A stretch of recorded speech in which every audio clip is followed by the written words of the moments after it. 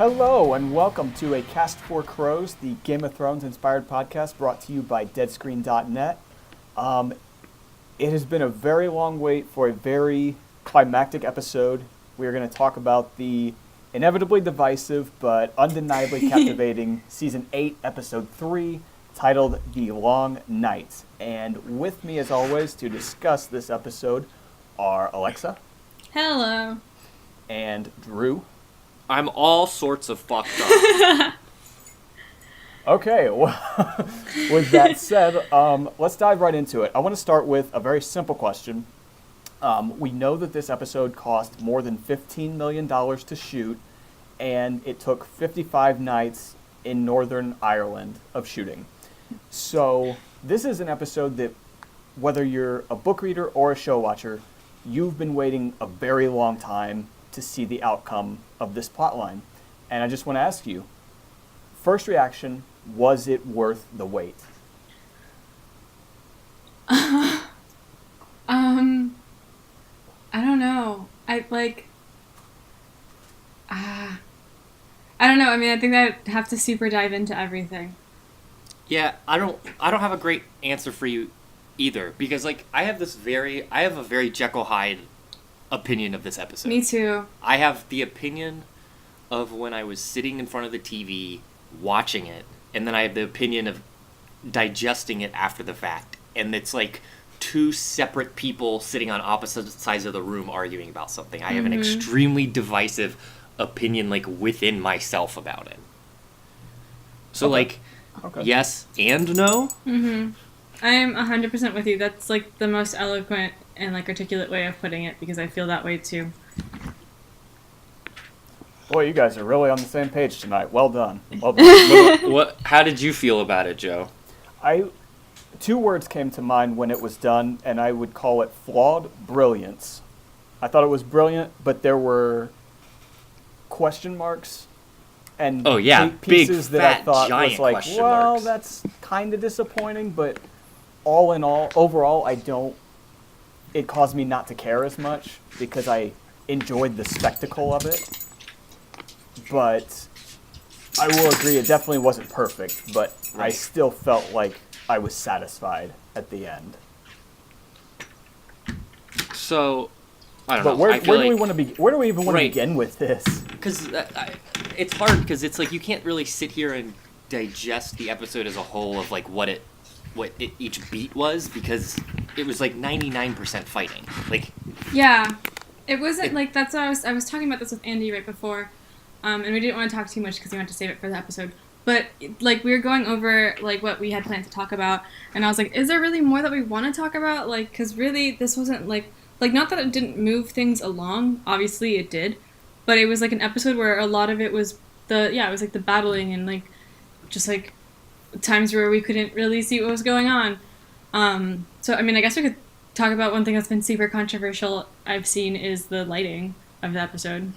So, I read something, and I have no idea if this is true or not, but I know that it's true that blacks don't process very well if you don't have a good TV, and even if you have a good TV and you have it set on the standard settings, your blacks aren't going to process well.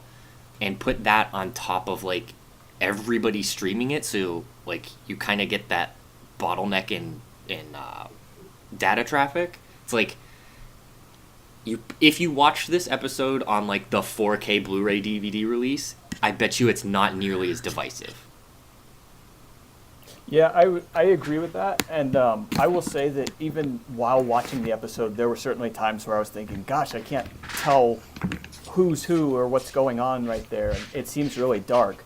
But what I would say, just by devil's advocate to the complaints, is that this was a true war episode, and there was so much smoke, dust, and snow flying around all the time. And I've never served in the military, I've never fought in a war, but I imagine that's what it is like in real life a lot of the time. It's so chaotic, and you oftentimes can't see, the person that's maybe 10 feet away from you.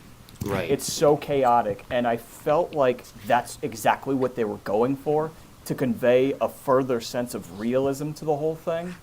Right. And I don't know, that's what I got from it. So I was able to process that while watching, and I thought, okay, I can understand why they did this, even if it was difficult to see quite a few times. But what do you guys think? Yeah, yeah.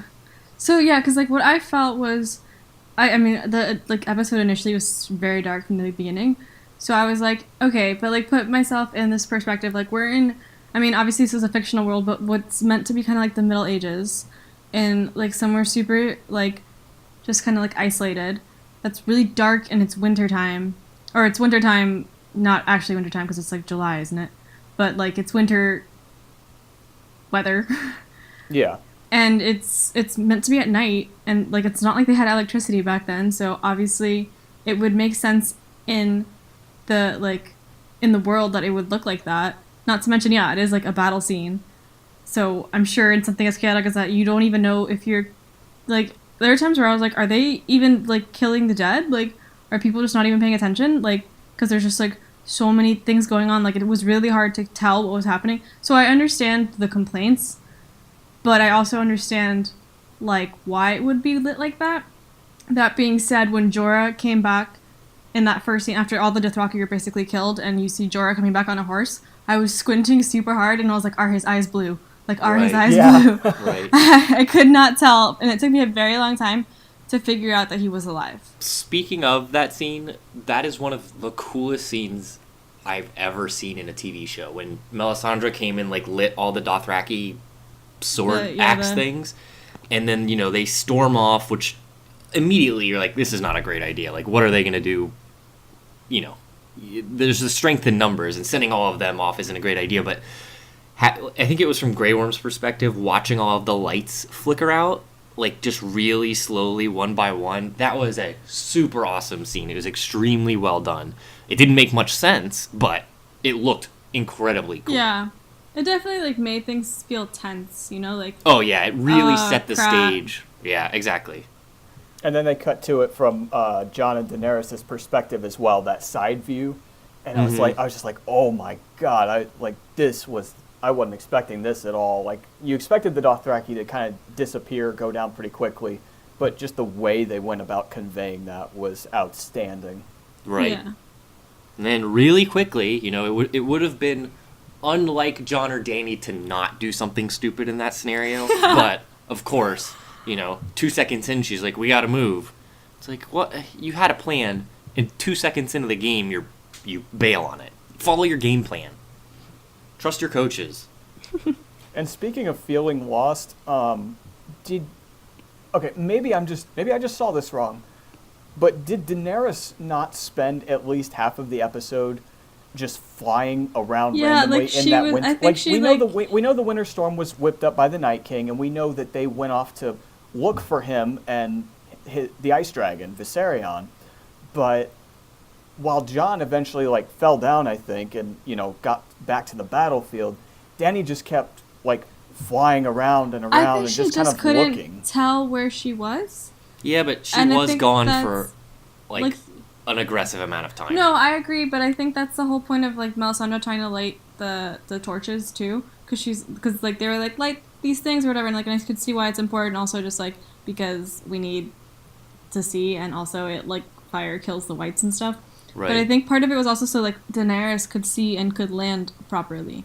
I mean, I feel like they could have fixed that criticism if just in the background of every couple scenes you saw a dragon fly by and burn a bunch of people in the far background. Who cares?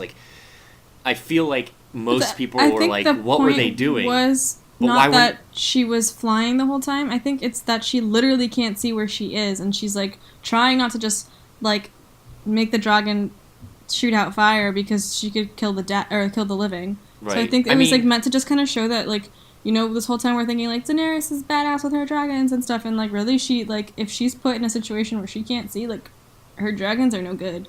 If that was their intent, it would have been nice to have a 3-second scene where it cuts to her and she's I can't see what's going on at all. And I don't remember if they did that or not. I don't think they did that, but I think I don't know. And from my perspective, it looked pretty clear that she couldn't see. Right, but it still was one of those things. Because the side of me that loved this episode was like the moment it started, you were sucked in, like 100%. Like regardless of what you thought at the end of it, like that episode started and it had you. It had you more than, you know, any real TV show I can think about. It had me more than most movies did. You're totally engaged in that from start to finish. And even being as engaged when I was like, where the fuck is Danny? Like, where are these dragons? Throwing in like one or two little scenes showing sort of what the heck they were doing, it would have helped me honestly a little bit. I thought it seems like a very clear criticism of what was going on. I get that. And I think it's like with like the dragons being so important in this, like I thought, and like I saw that and apparently a bunch of articles people saying in the trailer like the dragons are fine, but I thought Rhaegal went down. So did I. Dead. Like I thought when he dropped it was like he died. Right. But apparently not. So like so it's like we place so much emphasis on these dragons and they like at the end of the day they weren't that instrumental in all of this. Because the Night King had a game plan, throw a bunch of snowstorms in there, and he negated their best player. Yeah. He followed his game plan. Speaking of the Night King and the dragons, I have to ask you guys, did we ever confirm that the Night King was a Stark, or is this just something was this just a theory we accepted? I think it was just a theory. I don't think we ever established 100% that he was a Stark. Do you know what we've established about the Night King?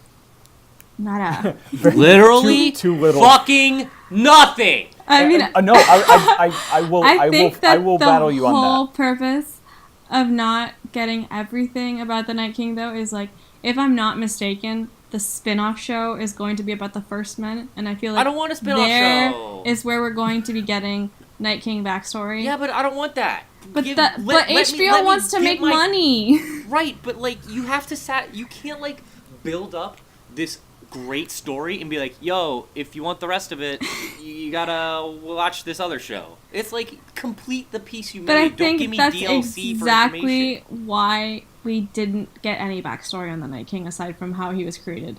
Because I think HBO wants to make some money. I'm making this up. I don't know for sure that the Night King is going to be in the series, but from my understanding, it's about the First Men, so I think that would make sense because the Night King was created in retaliation to the First Men killing the Children of the Forest.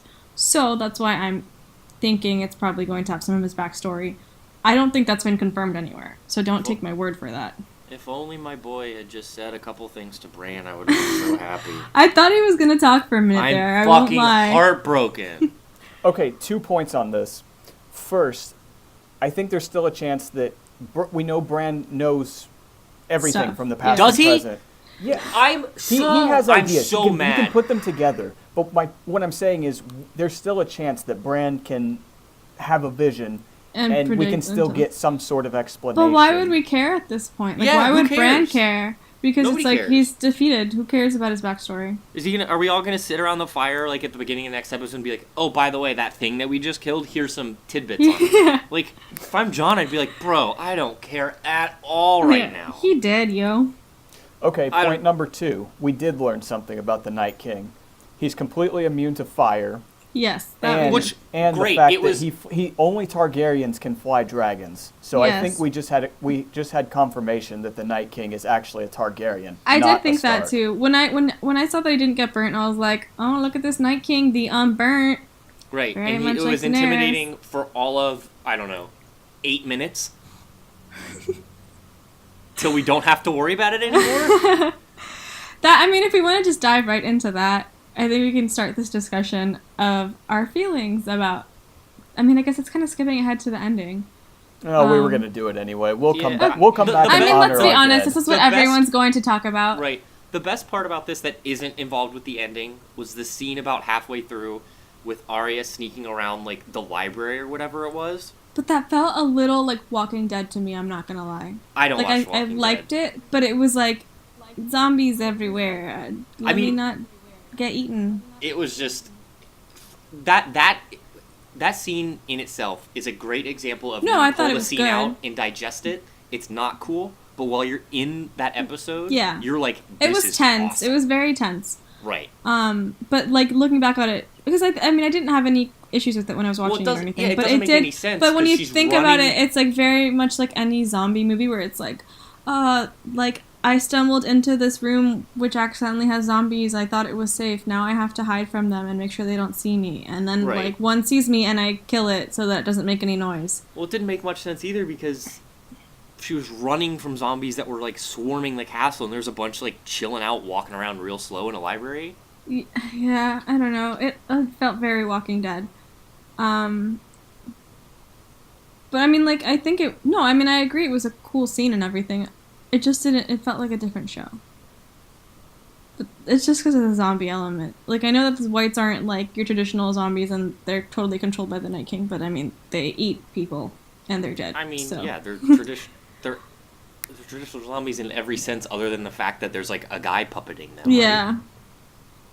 I don't know. So, the ending of this episode, which is any podcast about this show is probably going to be 80% talking Yeah, about of the course. ending, was the main divisive thing and why this episode was great/awful.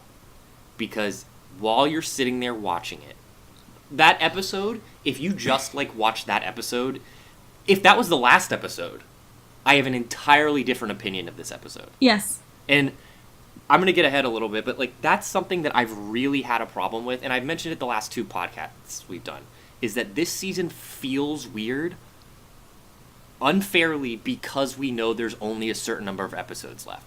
The first episode felt weird because we felt like all we did was introduce people. It's like, why did we introduce people for a whole hour when there's only 6 episodes? The second episode felt a little weird because like you moved everything forward a lot and like everybody had all these big resolutions, but we just spent 2 episodes, bouncing around Winterfell doing nothing. And so you're like, there's 4 episodes left and we've accomplished not a lot. This episode feels weird because we wrapped so many things up and now we still have 3 episodes to go. No, It's like I agree with you completely the on that. pacing, it really goes back to the change between when the books ended and the creators started doing their own stuff. From the books, you were following like a coherent story, and that's why you were able to kill, characters midway through because you're like, hey, we know what's going to happen in 2 seasons. This person's still going to be, or this other person's going to come in and be important, whatever. After the book seasons ended, everything has been leading to this. Everything has been leading to this. It's not been like this sort of flow of content. It's been, hey, let's look way out there at the end game of this series, and we're going to push towards that. So, like, there's been a different vibe since then. Yes. And I this think- episode is just what, like, it's everything we've been waiting for, and now we still got 3 episodes left. Yeah, so my issue with this is, I mean, I agree with you, completely. I don't hate how it ended. I want to clarify, like, it was very cool how everything played out. Like, I straight up thought, like, when he grabbed Arya, I was like, she gonna die, and then she drops the dagger and, like, stabs him with it, and it was like, wow, that was awesome. However, I do have issues because my issue is, like, it did feel like the White Walkers were the big bad in this, more so than Cersei. Like, they were the, like, looming evil that it's like, Right. we're gonna all die. But does anybody care about Cersei at this point? I don't care about that's the Cersei thing. and her No, I pale don't. army. So here's my thing, is I don't, like, I can't reconcile going from this, like, super, like, world-ending kind of catastrophe thing, like, happening, to going back to the petty Game of Thrones kind of Right. thing, where it's like, I I don't really care about this 100% anymore. agree Like, with you. this was what I was, like, expecting to be the issue. And, like, why I say this is, like, we've literally seen the threat of the White Walkers since the first scene of the series. Like, the dude, like, who abandoned the wall or whatever and gets his head chopped off by, I think it was Ned, because he, like, abandoned his post, and he's like, I don't really care, like, White Walkers, like, they're a thing. Like, so this is, like, the first kind of scene we see in the series, so it kind of sets it up as these are, like, this is the big bad. Like, this is the thing we're worrying about, and we're kind of living in this Game of Thrones kind of thing where we're all fighting over the throne, but at the end of the day, that's not what matters, because our survival as a human race is what matters. So that's my issue with it ending so quickly and abruptly, but I think it was also, like, very much played out that way to make us feel that way, and kind of pull a bait and switch the way Game of Thrones does. Like, Right. the way, And- like, Ned died the first season, and everyone was like, but he was the main character. Right. I don't So- have a problem with the Night King being offed in this episode. I have a problem with him being offed and, like, none of the resolutions that they've been building towards for a bunch of seasons have come true. Like, do any prophecies matter? No prophecies matter. That was also what I was going to talk about None. next. Because there's absolutely no indication that Arya Stark is Azor Ahai. So why have we been so focused on this Prince Who Was Promised prophecy? Why did Jon come back? That, yeah, like, why has this been, like, this kind of, like, looming thing for it to be nothing? And so, like, I was reading some articles that said that perhaps the Prince That Was Promised prophecy was completed because Dany and Jon, like, came together, brought their armies together, and one of them is the Prince Who Was Promised, and if their armies hadn't been brought together, then Arya wouldn't have been able to kill the Night King. So it's, like, it's kind of like a, like, well, it was, like, sort of fulfilled, it's just not in the way you thought. Yeah, but I it feel kind of like- just, like, it's, like, kind of, like, it felt like this whole thing that we've been kind of, like, interwoven throughout the series and not really played as much of importance, but at least with Melisandre's character, like, her entire arc is about this. To kind of, like, be like, it's not what you thought, though. Yeah, but So, I don't have a problem with the bait and switch, but I just feel like it wasn't... It's like, hey, you're reading this book about this whole thing, and then at the end this other thing happens that you weren't expecting. Like, the bait and switch wasn't one where you could look at it and you could be like, oh, I get it. Like, or, oh, this is... well, if it had been, like, a kind Like, of a even the situation, same too, with this scale. prophecy, where it had been like, okay, like, we didn't think it was Arya, but now looking back, it could be. Like, Right. there's no indication that it could have been her. That's what I mean. It's not like, oh, this has actually been there the whole time, but because we were so focused on this, we weren't like, looking at these other things. It's it like, doesn't yeah, feel she like that doesn't at all. fulfill any of the prophecy at all. So, I mean, like, my friend was like, so is Arya Azor Ahai? And I'm like, no. Like, she's, like, that prophet. Like, also, I was reading that George R. R. Martin was like, take every prophecy with a grain of salt. Like, just because it's there doesn't mean that it means anything. Which is But also fine. But Yeah, if, it's like, fine, but it's you have also, an like, entire character. like, Melisandre's entire story arc is about this. Right. So, And online, everybody's like, oh, well, her whole point was to, Barrack's whole point, the Hound's whole point, and her whole point was to basically give Arya the little, like, nudge while, she finally... Like, that's too much all-important things to just, like, be like, yo, you gotta go do this. You know what I mean? Like, it's too much... Like, because they were saying that Barrack came back all those times in order just... to save. But it didn't Yeah. feel like that to me. No, Like, yeah, it never felt that way at all. It's not like it never felt like it was... Okay, so I was reading... Also, I've just read a bunch of articles because they've been all over Facebook, basically.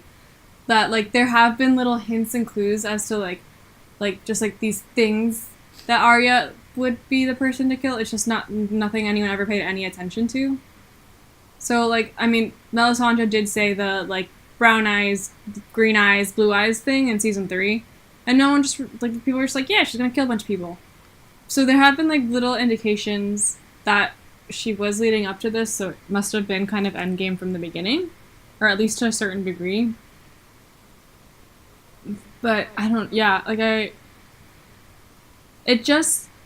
mean, I think as a character, it makes sense it was Arya. Yeah, Because like, she's a badass.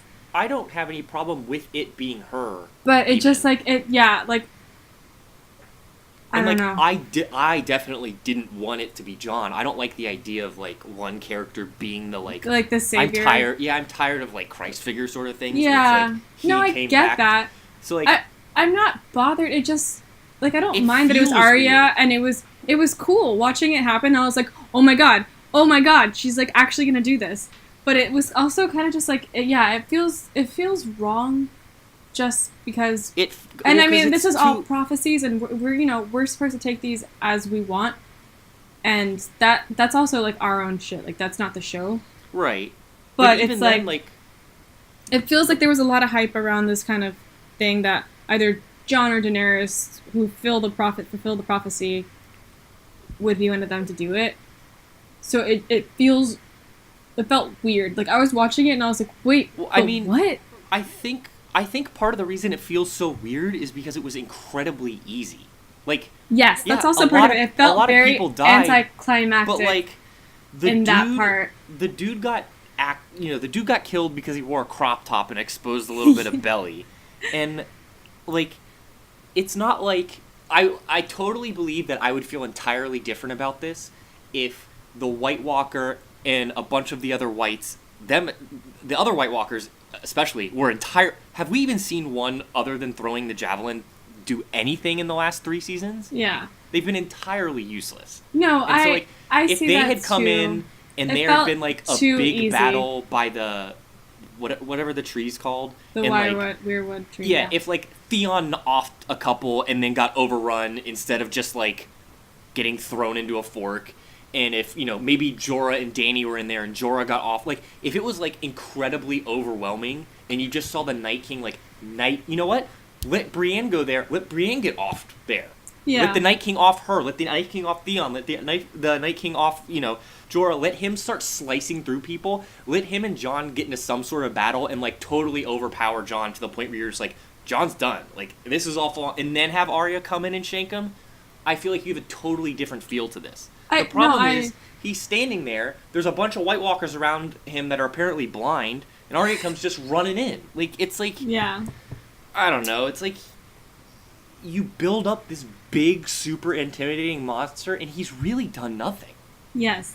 No, I see what you're saying. It did, like, obviously, this was a big battle scene, a lot of people died. Not a lot of people we cared about, but a lot of people died. Yeah, but so even it wasn't, the like, we too cared about, easy. The people we cared about had the world's fattest thing of plot armor on. Yeah. Like, how many times were you like, oh man, Brienne's gone? And then, Yeah. like, it cuts to her, like, 3 scenes later and she's still there. There's a very specific scene where they were, like, all 3 up against the wall, and it looked like they were like, die. on top Yeah. of mountains of zombies. And it's just like, those guys are done. Yeah. But So- then they're not. The plot armor was way too strong. So my thing with it is, like, it felt like when he's like holding her up by her throat basically and like about to choke her out, like he died because of his hubris. Like, he literally had a cocky grin on and was like, meh, like, you're not gonna kill me, I'm gonna kill you. Like, and so, like, for a character that's like several thousand years old, who's like And been shown some nothing. kind of Yeah, like, he's but been it's like shown as also like nothing meant but, to like, be as a like he merciless survived as killer. long as he had because he's some kind of, I would imagine, some expert at battle. Like, you got stabbed real fast. Okay, I'm going to jump in here since I've let you guys go for about 15 minutes now. It And I'm gets going me to heated counter there. some things that have been said here. I loved the ending, and I'm going to tell you why. First off, as Alexa kind of alluded to, there were indeed hints that Arya would ultimately be the one to kill the Night King, including what Melisandre said about Blue Eyes. We just weren't smart enough to pay attention to that. Yeah. It's also worth noting that David Benioff and Dan Weiss said after the episode that they knew since season 5 that Arya would be the one to kill the Night King. So this was planned out for a long time, and I expect they got it from George R.R. Martin. What I Right. would say is the reason I enjoyed the ending is because Game of Thrones is at its best when it reminds us that it doesn't play by the rules, and it subverts our expectations completely. I 100% agree with you. And just last week, we were all talking about, you guys especially were saying, oh, Winterfell's gone. Like, they got to flee Yeah, like, south. everyone's and gonna die. Cersei's- No, yeah. Cersei and her army have to get involved now. They didn't do that. We went through a prediction list of everyone who was going to die. Again, We got, they like, 2 of them subverted our right. expectations. And I Yeah. know in the past we've looked at that as playing it safe or not having the balls to do something. But in this particular case, we were all expecting a complete massacre, including most of the characters that we love. And we didn't get it. But the point is, I'm not disappointed about that. I love it because I was wrong. 99% of fans were wrong. That's why I love the ending. I'm because 100% they on your blew page. away our expectations again. And that's what makes this show so memorable. But, like, I agree with you. I understand that, like, it is one of those shows that does this whole bait and switch a lot of the times, that we're sitting here predicting that this is going to happen and it just doesn't end up happening. And, sometimes it works out and sometimes it doesn't. It did feel a little bit playing it safe, though, with the characters who didn't die. Like Andy was saying, like, when we're in that scene with, like, all 3 of them up against the wall, like, about to die, and somehow they survive. Like, there were so many times where I was like, oh, this character just died, and then we see them in another scene. Like, there were so many times where these characters just, like, realistically, I don't know how they survived these, like, hordes of zombies at times where they were literally being overpowered and somehow just kind of make it, like, jump back up and are, like, just, like, splashing around everywhere. So I feel like they were, like, trying really hard not to kill, like, who this episode died that is, like, heartbreaking to us. Like, really, it was, like, Theon, his storyline wrapped up, we were all expecting that. That one was an emotional death, I think because he got an honorable death, but, like, who, and, like, Jorah, of course, everyone was sad about that one, but we didn't, like, this is, like, supposed to be this kind of giant massacre of our characters for a reason. You know, this isn't, like, I understand that these characters are all really skilled in battle, but also, like, there were so many times where I was like, this character just died here, and, like, it's just not clear to me that they didn't, because it made sense that they would have died in that situation. Joe, I 100% agree with you, and I think that's why this show has been, you know, quality television for the past, 10 years or something, whenever it started. Like, I totally agree with you that that's the reason why. The reason why it bothers me now is for, like, a few key reasons. One, Bran has seemed entirely fucking useless for, 2 seasons now? When he just, like, zoned out, I was like, okay. Right. He's felt useless, and you were like, the payoff is, at some point, he's going to have something extremely important to do in order to defeat the Night King. And I feel like we didn't get that resolution. Again, could totally be fine considering what happens in the next 3 episodes. So, like, theoretically, that's not 100% true, though. Because I think that Bran gave Arya that dagger for a reason. Right, but then so that, now you're to me, getting is kind into of like this, he's able to see into the future now, a little bit. Right, you're getting into this problem now where he has been, quote-unquote, sort of doing everything from the beginning. And it's just like nothing... I feel like kind of nothing matters then at that point. If he's the one who's, like, moving the chess pieces around, it takes away a little bit from me. But you know how I feel about how he's piecing everything together? So, like, did you guys watch Avengers Infinity War? Yeah. No. Okay, well, for Andy, who has. So you know how Doctor Strange is able to, like, see all these different versions of the future? And is like, well, there's one where we all, like, are cool. So right. I think that's how Bran sees it, and he's like, if we want things to work out, this is exactly how it has to play out. So I don't think that it's like he sees the future and he knows exactly how everything's happening, but I think he can piece it together to a certain way and be like, these are the ways that this could happen. Because I don't think he can see the future very clearly like that, but I think he's like, okay, well, if we're gonna win, Arya needs to have this dagger. And right. That's the only way we'll win. And this is definitely something that can be rectified in the next 3 episodes, but up until this point, we've been shitting on Bran for 3 seasons. Most people have been shitting on Bran for 3 seasons. It's like, he just feels so useless. Like, this episode ended and you were like, the big bad's gone and Bran had done, it felt like he's done essentially nothing. It just killed me when he was like, I'm going now, and then see you later. Yeah, he's just like, bye. Going back to what Joe said though, like, I agree 100% that it's the best when it's unpredictable. Like, that's what makes this show a rung above every other show. The problem with that, the unpredictability that we got in this last episode, is with the big bad gone, the stakes are so low now. Like, yes. Do you, as a lifelong fan of this content, do you care about Cersei anymore? I personally was like, I can't believe we have to go back to this pettiness. Right, after this. Yeah, like, and that's what makes me think it's not going to be simple pettiness. I'm sure they're going to throw some kind of wrench in there because it would be a huge letdown if it was just back to the politics. Right, but even if, like, there's going to be another war or another battle with her and, you know, the PayPal army, like, they're not even a quarter as intimidating as... Yeah. No, I agree completely. The dead, like, it's just, like, you're going from playing, like, an extremely difficult team and coming out with a victory, and now you gotta go playing the Florida Gators. Wow. But it's like this. Who cares? It's like you truly. If I'm anybody on the surviving side in Winterfell right now, I'm like kicking off my boots, and they're like, Yeah. Cersei's coming. I'm like, I don't give a shit if Cersei's coming. I still have 2 dragons. I and just she doesn't killed have the any night. elephants. Yeah, Like, yeah, she who doesn't have cares? elephants. No, yeah, no, and it's like I just defeated the biggest evil ever. Right. Cersei can come for me if she wants. It's one of those things where that unpredictability has made the next and we haven't seen them. We could be eating our words in 3 weeks. Like, I have Yes. no idea. But think back to like last Tuesday when we recorded this.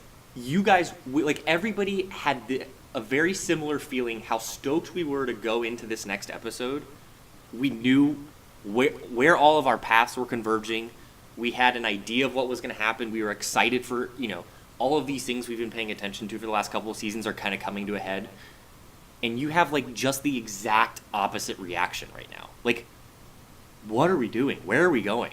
Like, the only thing left on the to-do list is Cersei, right? Yeah. There's nothing left. What else is there? Like, we have to deal with Dany and Jon, getting over their issue, but I just feel like they did such a good job, and maybe this is the show's fault. They did such a good job, building up the White Walkers and the Army of the Dead as being, this unbeatable force, that now that it's beaten, everything else seems kind of whatever. Yeah. I mean, do you feel the same way, Joe?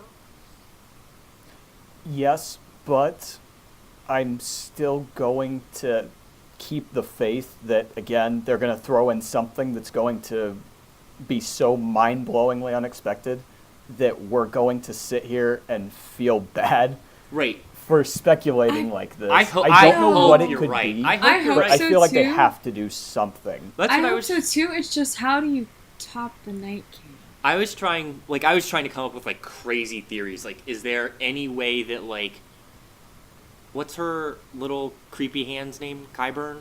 Qyburn. Yeah. What if he raises the Night King or something? Or what if I just don't. He was shattered. I don't think that's happening. Yeah, but what else? What could? Even if she's oh, we have these, I have 9 dragons or whatever. You're just gonna feel sure you do, because you needed. I don't know how they can write in something that feels natural at this point. That's even a quarter of as terrifying as that the Army of the Dead was. Well, the thing is, it's how do you go from apocalypse to me? A political election. Yeah, exactly. It's just how do you top that? Because you can't just give us political bullshit. There's just no way that's if it ends like that, that's gonna be really disappointing.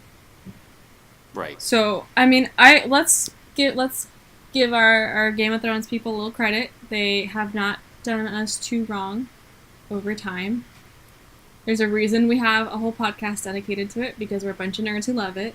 So I'm gonna hope that there's something that they do, but I really hope that we don't just go back to the politics, because that really will just feel very petty. Joe, you were saying that you think that they're going to do something. Do you have a guess or an expectation? None at all, but I will tell you that we know the same director who just did this episode is doing episode 5, the second to last episode. So I imagine it would be another battle? another war type. I just But- don't Right, but if it's a war, care. if it's a war Okay. against the Golden Army or whatever they're called, can they even come close to replicating what you felt during this last episode? I don't want it to just kind of be another battle episode. I don't know, That'll be that lame. army's role in the show has been completely different from the books, and Right. we don't really know much of anything about them in the show. So it's you hard were to saying say. in the books that they just have that they're a much bigger deal than they are in the show, because as a purely show watcher, like I said, I don't care about them. Yeah, I There's don't either. nothing that they could have that would make me even slightly as intimidated. Elephants for sure.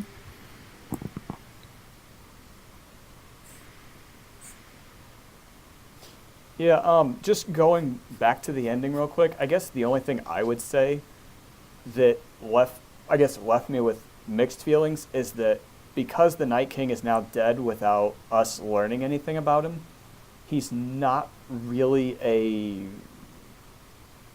he wasn't really an He's not essential like a storyline key player, so yeah. much as he was just like the necessary evil, that the bad guy that you put into every fantasy show or movie. Yeah, just kind of like he's the one who represents death. Right, And that's and it. I mean, it kind of doesn't bother me, like, that type of bad guy doesn't bother me that much. What bothered me more was that I felt like he wasn't actually that scary. Like, when you go back and do a full rewatch of this show, you're not going to be nearly as intimidated as you were during the first rewatch, knowing how he kind of comes to an end. Am I wrong? Like, I agree with that. Although I will say I was terrified as hell remember the Hard Home episode? right, that is one of the best episodes that was of TV definitely I've his ever shining seen. moment. Right. And so, like, at that point, you're like, this dude is unbeatable. He's, Yeah. like, incredibly terrifying. It's also just like really his hubris is what got him, because he just like if he just had snapped her neck right away instead of like dragging it out and doing or the whole like worn- villain monologue with his eyes. Right. Like- or worn, a normal set of armor, or had Or, like- anybody behind him who had eyeballs. Like, there's just so many little things. Because yeah, it's just one of those things where it's like, I was reading that Arya stabbed him in exactly the right point, because that's exactly where they like put whatever they put in him to like make him the Night King. Like, wouldn't you want that protected? Like, Right. like I don't know. It's like if that's your one weak spot, like if that's your Achilles heel, like why would you wear a crop top, dude? I don't know. It really goes back to, like, I think they could have filmed the exact same thing, and as long as the Night King felt like like, I think they tried to do that with him being burned and not, like, Yeah. having the dragon breathe on him and have him not, like, I feel like that was supposed to be another, like, holy shit, this dude's unbeatable. Yeah. But I feel like the last, like, 3 minutes of his storyline did him such a disservice of, like, because even Theon, like, Theon did his best, and his best has always been kind of terrible. And so, like, that's great on Theon. I'm but, not like, mad at Theon's death though. I think it was No. very honorable. I'm not. Yes, for Theon, I agree 100%. But, like, the Night King did not. Like, he just walked up there, Yeah, stabbed it was- kind of a defenseless kid, basically, and then got knifed by a little girl. Yeah, But that no, little I girl see has spent that. the last 7 seasons training to become the ultimate assassin. Right. But like, I how did totally she think- know to get that exact point too? Like, if that is the whole thing, like, it's just like I see what Andy's saying, because I felt If that way he had, too. like- It was kind of like, that's it. Like Right. this dude who we've been made like that, because I agree with the whole like dragon breathing fire on him. It's like, well, I literally at that point was like, how is this dude gonna die? Like, Right. he's not gonna die. He's gonna win. So like for it to just kind of be like, meh, like you got stabbed once in the heart because you waited a little too long to kill someone. And Like, I don't. it felt that element right there to me felt very anticlimactic. His death. I don't think you would have felt the same, even if Arya killed him in the exact same way. I don't think you would have felt the same if he had to, like, fight his way up to Bran. And in the Yeah, he process should've took just down. walks. Yeah, like, in the process took down a bunch of, like, he didn't even have to kill him. If you want to give, like, Brienne and all them the plot armor, have him walk up and just, like, one swipe, knock her down and, give her a big gash or something. Like, show us that this dude is nearly unbeatable.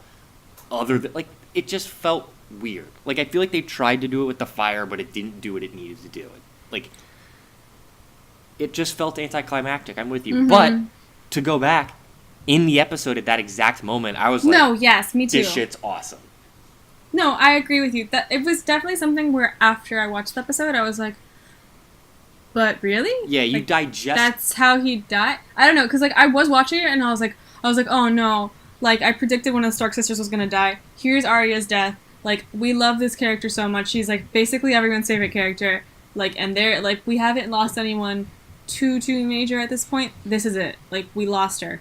For her to just kind of like toss the dagger into the other hand and stab him like that, like that was like, holy shit, like that was Right. badass at that moment. But then yeah, sitting back, I was like, but I don't love that it, like, I know that it wasn't easy, and I know that a lot at the, like, it took a lot to get there, but in that exact moment, it felt too easy. The problem is that this show has done such a good job of making its audience feel a certain way that a lot of people feel the way that we felt right there, and it kind of shows that they didn't do something right.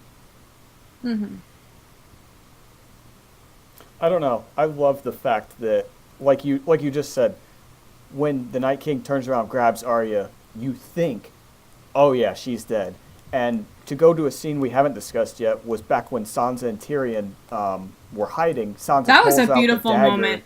and Tyrion gives her this look. They start playing the violins. I'm thinking, oh God, this is it Yeah. for Sansa. She's going to go out there and die fighting. And both of those scenes, like, they got me. Like, I don't care that they both lived. I don't I'm care not mad that they necessarily lived. played it safe. I care that they gave me the feeling that, crap, they're in serious danger, they're goners. That's Right. something that season Yeah. 7 No, failed and I at. thought that episode, not that episode, that scene that's what you're specifically talking about was a very beautiful moment between Sansa and Tyrion, where they're kind of having this thing where they're like, okay, like, we're gonna die now, and, like, we need to go guns a-blazing kind of thing. And, you know, like, I thought that was a very beautiful moment. I thought it was a very impactful scene. I understand what you're saying. I'm not upset that they survived. Obviously, I'm really happy that Arya survived because she is one of my favorite characters. That being said, it just, like, it made the whole thing just feel too damn easy. Like, that it's just like he just needed to get stabbed by this one weapon, and, like, Arya happened to have it at that exact moment. See, last season, I feel like everything you guys are describing is what I also felt through much of last season, and maybe even Battle of the Bastards. Same thing. You had a lot of characters who you just, like, yes, it was great spectacle, but you didn't really fear for their lives so much, particularly Jon, because he's Jon. Yeah. But, Right. And But one I don't of the know, reasons- this particular episode, it gave me that genuinely satisfying feeling of believing certain characters were going to die, like, right there in the moment, and I'm like, holy shit, and I didn't mind that they survived. I 100% agree with you. And I'm sure the very first episode we filmed of this podcast was like I said, that's why that show is great, is because a lot of times you don't know. I think if this episode was in the middle of last season, you wouldn't have felt the same way in those situations because you still knew there were a season and a half to go. I think one of the reasons you felt this way this episode, and, you know, all of us included, I was the same way. I think one of the reasons we felt that way is because we know there's 3 episodes left. Yes. No, I And agree with that. It's like, because, like, I felt like that for Jaime 2 seasons ago when the dragon was coming at him, or last season, and it's like they set that up, and you're like, our boy's gone. Like, there's no way he gets out of here. And then after that, you know, he had thick plot armor for the rest, you know, until episode 5 or 6 this season, where he's gonna, you know, potentially fall. But I think part of it, and this is a curse of this type of show with such huge hype, you know, saying that it's its final season, you know, that hype, they have an unfair judgment against them, because, hey, there's only 3 episodes left. These 3 episodes better be great. These 3 episodes better wrap everything up. It's something that, like, it's unfair to put against them, but we do. And it has an impact on how you watch and how you consume these episodes. The only reason we thought we were going to lose, you know, all of these characters is because there's only 3 episodes left. In 2 weeks from now, we're going to be saying the same thing. You know, I'm predicting now we're going to lose Jaime, we're going to lose Sansa, you know, we're going to lose all of those people in episode 5 because there's only one more episode after that. Yeah. No, that's part of it too, is, like, I think we were expecting a lot of people to die because it would make sense. Like, we're wrapping up, you know, we have a lot of storylines going right now that need to come to fruition, or the character needs to die. I think that's why we were like, okay, Brienne's dead. Her storyline is fully complete. Like, that's it. Like, right. You know? So, I think that this episode, the quality of this episode, and I feel like, Joe, you liked it more than Alexa and I did after we digested it. I think that we will have a different feeling about this episode in 3 weeks. It'll either be worse or it'll be better, depending on what they do for the next 3 weeks. I think you're right. I think that can be a very good sign because it sets it up to have this like really all-inclusive conclusion at some point. But they can also like just we could never reference the Army of the Dead again, and it would feel like a bit like. Truth be told, Bran could just stay in Winterfell and not show up again for the rest of the season, right? Like, his driving force has been for what just happened, and you kind of feel like he did nothing. So, like,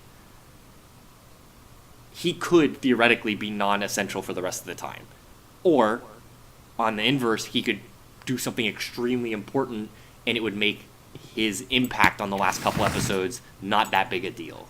You know what I mean? I think this episode, like if I had to rate this episode, not on how I felt while I was watching it, but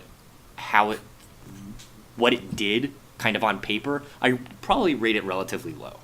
But I think that could definitely change in 2 weeks' time, 3 weeks' time. Yeah, for sure. I agree, but I think the issue now is with 3 remaining episodes, we can have a general idea of what we're going to see, and that's why I hope we get some sort of wrench thrown in.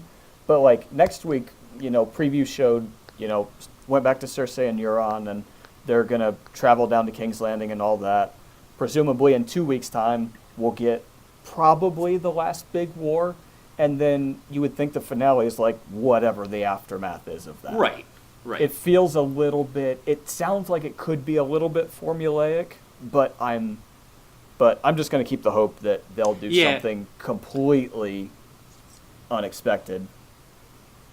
Right. I will agree. I don't know how you top this. I will say that my biggest feeling of disappointment after digesting the episode was, okay, Cersei and Euron got to sit on their asses and do nothing down in King's Landing. After we spent all these years hearing about this amazing threat that's going to wipe out all of humanity, ultimately they had to do nothing. Yeah, they were right. That is the one thing that ticked me off, is that they didn't have to get involved. I just when she just stabbed the Night King and all of them died and like all the whites died, I was like, wait, that's it? Right. Like, I just always imagined for years reading the books too. I always imagined that this battle was going to force everybody to put aside their differences and work that's how together. I felt too. I felt like it was going to be a battle that they were going to lose and be forced to retreat to the south. And then everyone was going to have to like suck it up and try to survive it. That's the thing, is like it felt so apocalyptic and it wasn't. Yeah, I agree.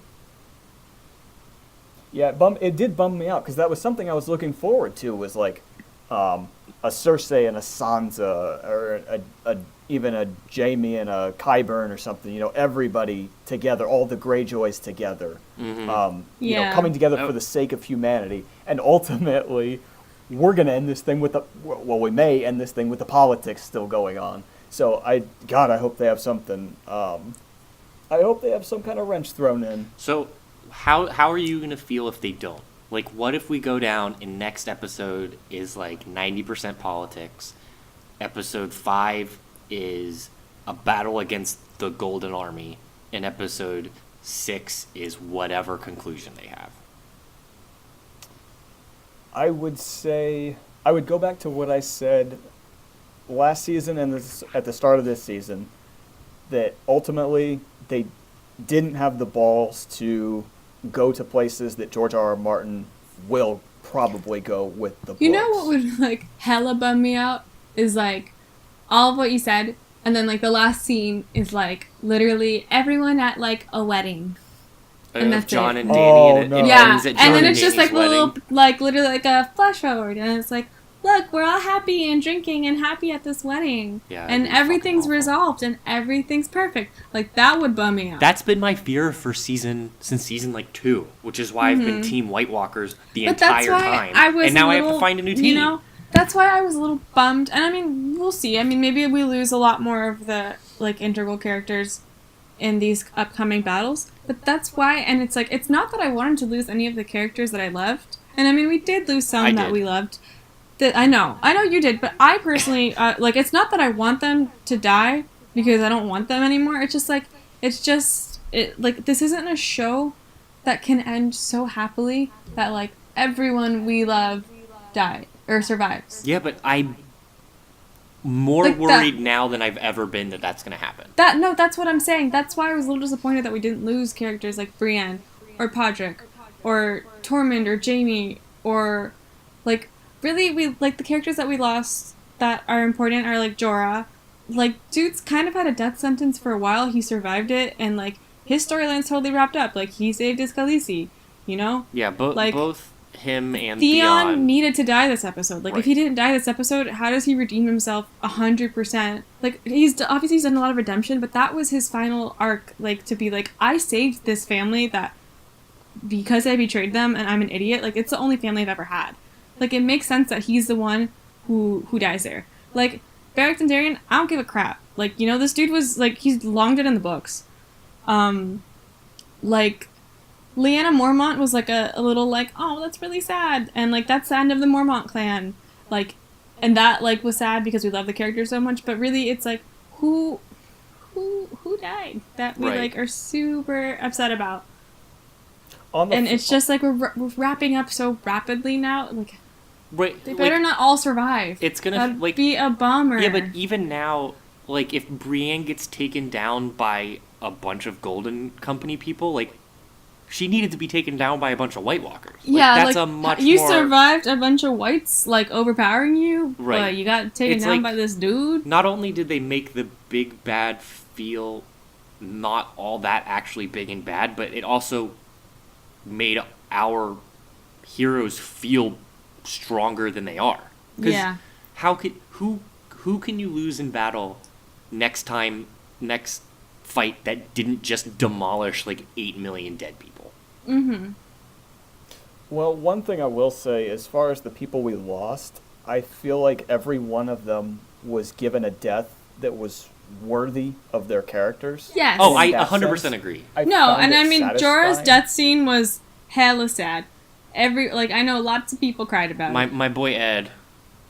Your boy Ed, who we haven't seen in a while and don't super care about, I like that. die. I liked Ed.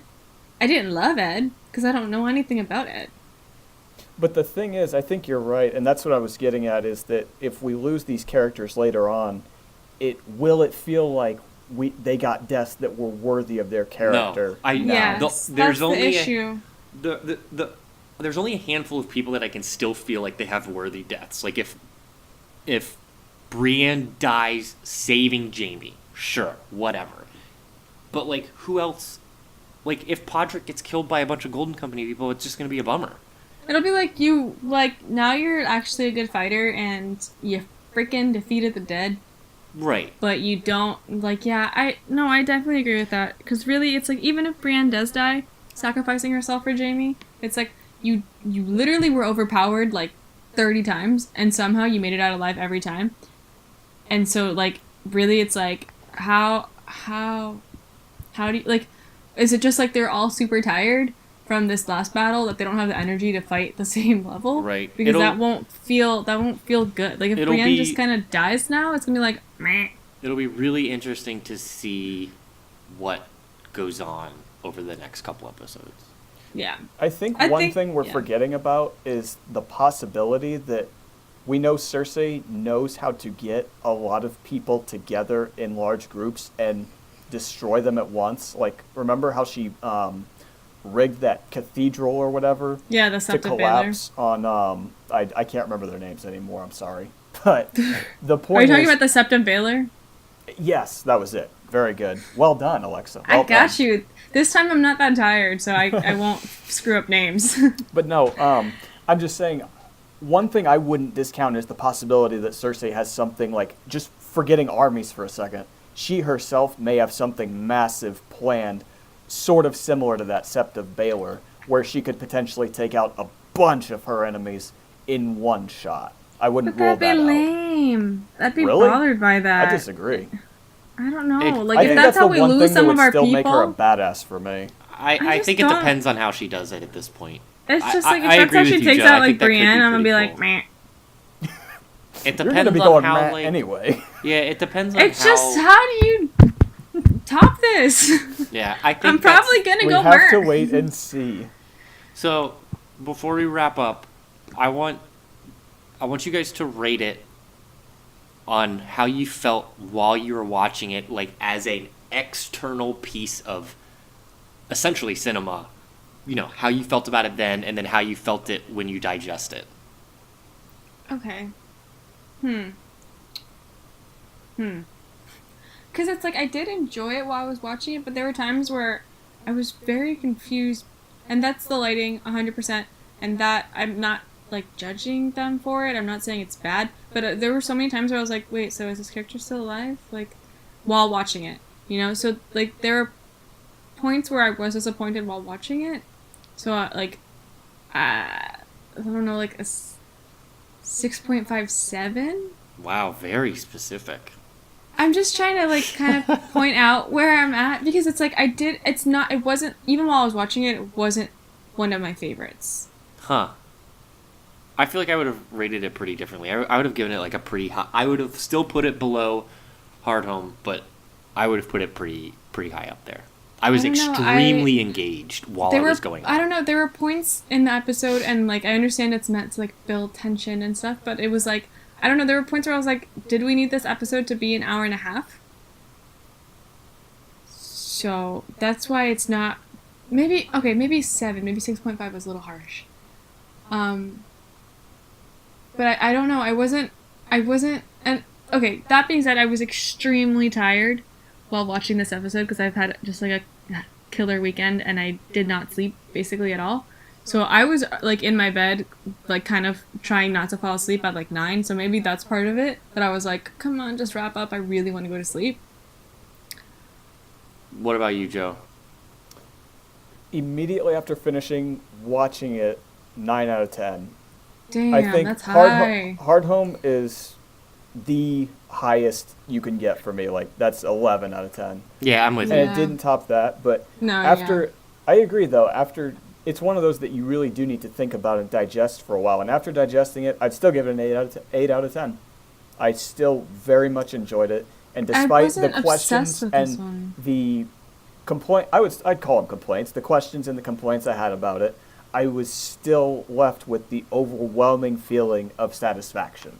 So yes, I would say 8 out of 10, but ask me again in 2 or 3 weeks' time. Yeah, no, I definitely did feel a little dissatisfied at the end. Oh yeah, I didn't while I was watching it. I'm like on Monday evening, I felt extremely dissatisfied. When the episode ended, I was like, wait, that's it for like, I was very upset that it was kind of the end for the Night King, and that it felt a little easy immediately. That was like my gut reaction. I was like, wait, what?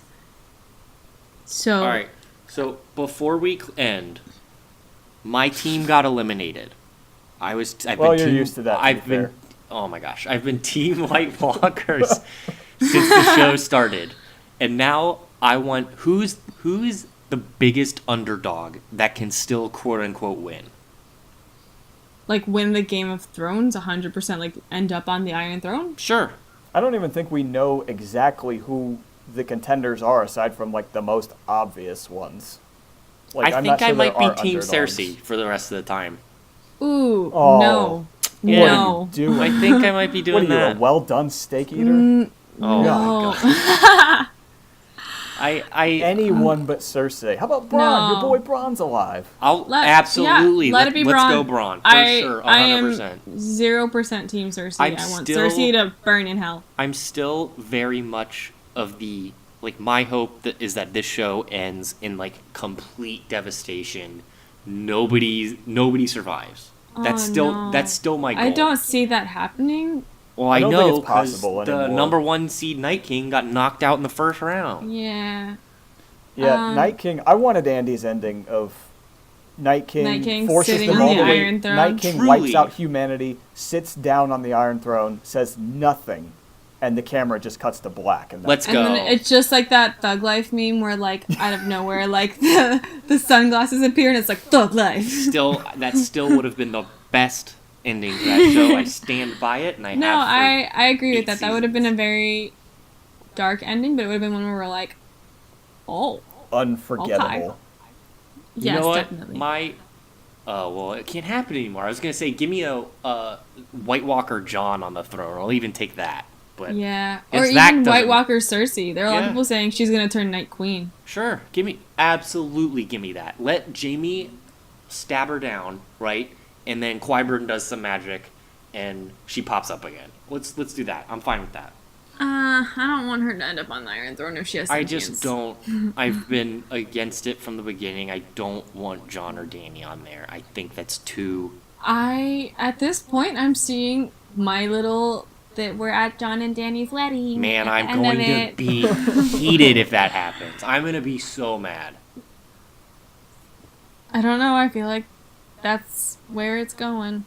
I don't know. We'll see. I hope this show doesn't disappoint. Ugh. I struggle to see an ending where Cersei is on the Iron Throne. No, I'm with you. I don't think I that'll would happen. I would be a little upset, to be honest. I don't want Cersei on the Iron Throne. I want her to die 1,000 deaths. Going back to what Joe was talking about, I want the non-conventional ending. Put Tyrion on the throne. Absolutely, sure. Give me anybody Yes. but Dany and John. Give me Tyrion. I'll do it. Give me the Team Hound. Tyrion. Team The Sandor. Hound. Not your boy Gendry? Honestly, Sansa, or not Sansa, Arya after this, she's my queen. Let's put Arya. That's the thing, though, because we have so many characters left, now we have so many possibilities to discuss. I know. Meh. It's gonna be John and Dany. I just see it.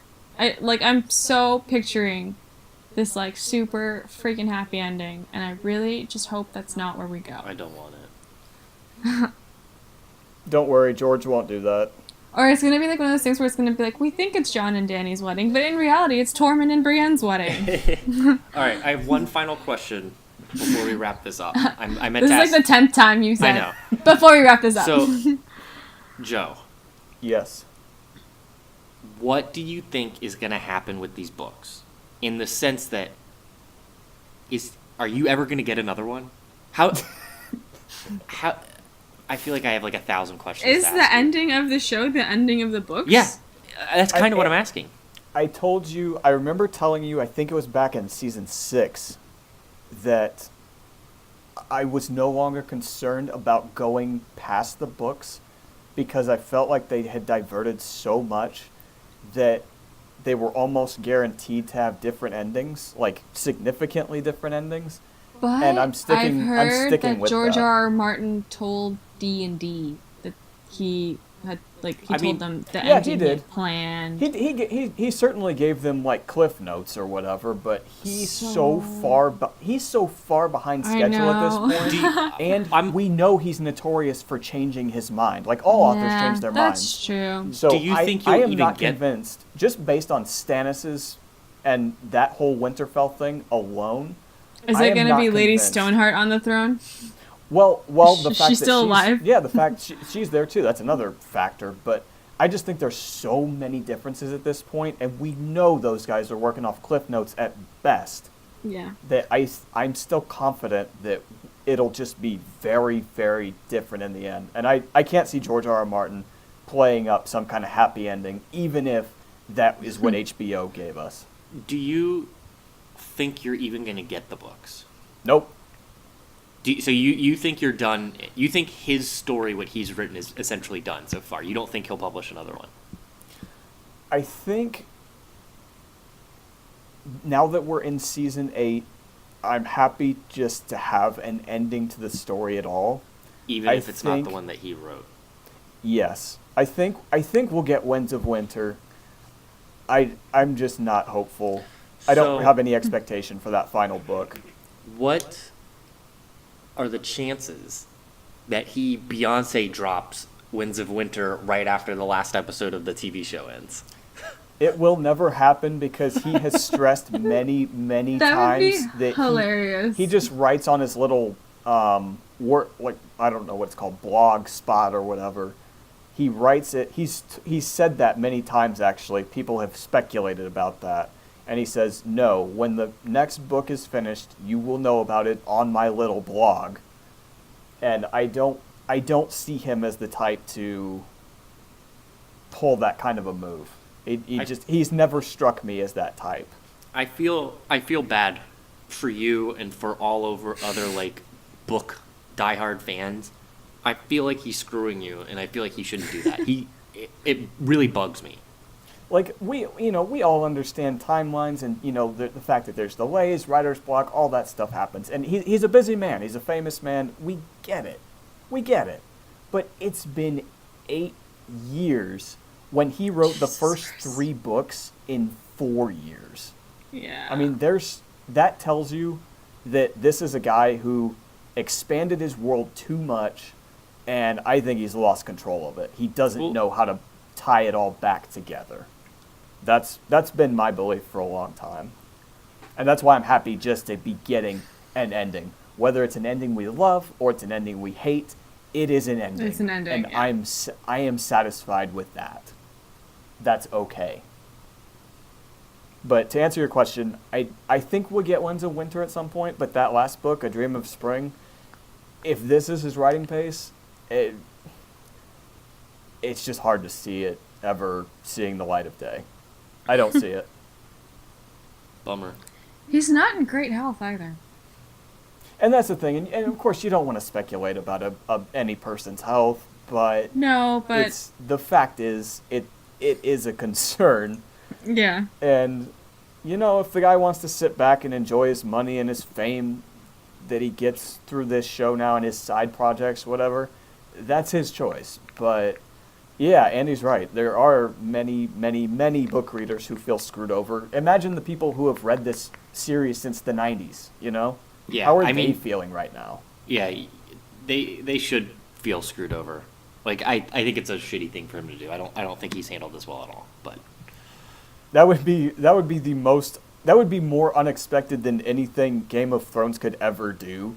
If he was to even drop one book straight after the final episode or something, that would be incredible, and it would be the perfect way to like get people completely What if he just rehyped. dropped like multiple and he's just like waiting? Like that would be one hell of a PR stunt. I would give him credit for that, but I just don't think it's there. It reeks of someone who expanded his world too much in those last 2 books. Like I can't even put into words for you guys how much bigger those books are than anything you have watched on screen. yeah, I believe they are it. They are gargantuan. And even sitting there reading that 5th book, I was just like, how long is it going to take him to put this all back together? And 8 years later, we still don't have an answer. Right. So I don't know. I honestly gave up anticipating the books a few years ago. Like, we used to go through these podcasts and you guys would be like, uh-oh, Joe, we're catching the books now, or how did this compare with the books? Right. And, are you looking forward to the new book? And I'm like, yeah, we'll get it soon. And we're sitting here now, and I'm just like, I'll still read them if they come out, but I stopped looking forward to them a long time ago, and now I just look forward to the show, and that's okay. Yeah. That's it. That's his choice. A lot of people are angry, and I understand that, but I'm just like, whatever. We're getting a similar story with an ending. That's enough.